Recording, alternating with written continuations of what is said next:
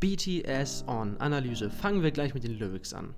Die Lyrics sind zu Beginn geprägt von einer Unsicherheit, die sich in Form eines Schattens für das lyrische Ich materialisiert.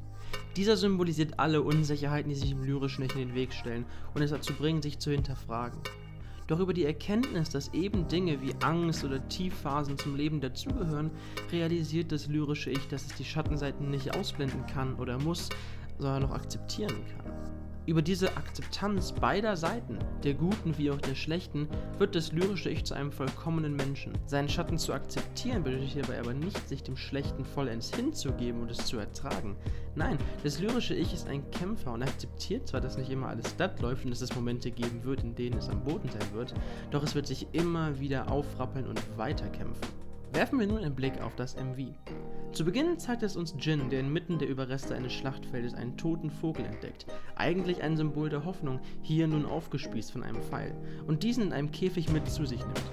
Nachdem er den Käfig mit der Leiche des Vogels mit einem Tuch abgedeckt hat, fängt dieser jedoch auf mysteriöse Art und Weise an zu wackeln. Darauf kommen wir später noch zu. Woanders sehen wir Sugar in einer Art Tempel oder Gedenkstätte mit Dutzenden Leuten, die brennende Kerzen halten. Dies könnte eine weitere Anspielung an den christlichen Glauben sein, wo brennende Kerzen oftmals verwendet werden, um den Toten zu gedenken. Vielleicht soll hier sogar den Opfern der eingangs gezeigten Schlacht gedacht werden. Eine weitere christliche Anspielung zeigt sich in den Szenen mit AM, der umgeben von verschiedensten Tieren vor einem alten, verrosteten, auf dem Land liegenden Boot steht. Hier stellt sich eine Assoziation an die Geschichte der Arche Noah ein. Nachdem Gott eine Sintflut über die Welt hereinbrechen ließ, rettete Noah etliche Tierarten, indem er 2 Paare jeder Art aus einer riesigen, selbstgebauten Arche mitnahm.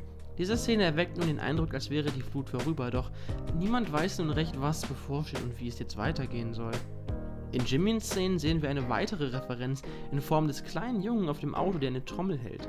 Das Weihnachtslied Little Drummer Boy handelt von einem Jungen, der mangels eines Geschenks für den neugeborenen Jesus eine Darbietung auf seiner Trommel gibt, was Jesus zu erfreuen scheint. Es ist eine nette kleine Geschichte und vor allem eine sehr menschliche.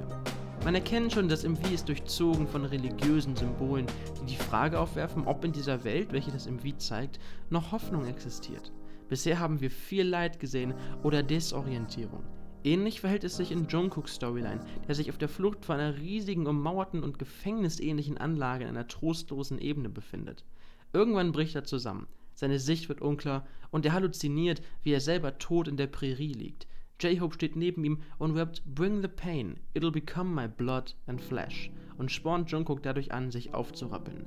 Dieser kommt schließlich wieder zu Bewusstsein und öffnet die Augen. In V's Storyline sehen wir diesen mit einem Mädchen, deren Augen verbunden sind.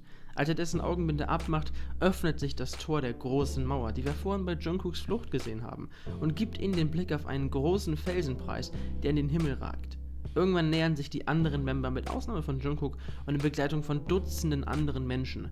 Jin trägt den verdeckten Käfig mit sich, den wir vorhin schon gesehen haben und der merkwürdig gewackelt hat.